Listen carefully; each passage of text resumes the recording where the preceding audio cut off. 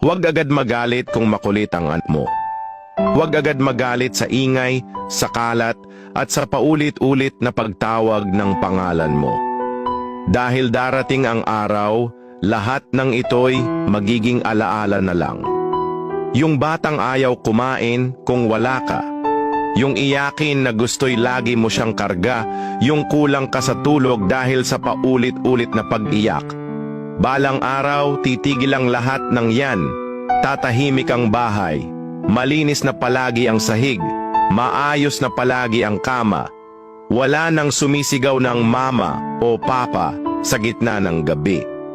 Darating ang araw, matututo na silang tumayo sa sarili nilang paa.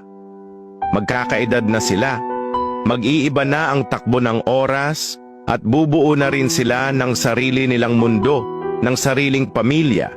Ikaw, maiiwang mag-isa sa bahay na minsan ay puno ng ligalig, ngunit ngayon ay tahimik na. Kaya habang bata pa sila, habang nandyan pa sila't ikaw pa ang takbuhan at superhero nila, damhin mo ang bawat ingay, mahalin mo ang bawat kalat, palampasin mo ang bawat kakulitan. Dahil ang mga ingay at gulo na dinadanas mo ngayon sa kanila, yun din pala ang magpapaalala sa'yo kung gaano kanila kamahal pagdating ng panahon.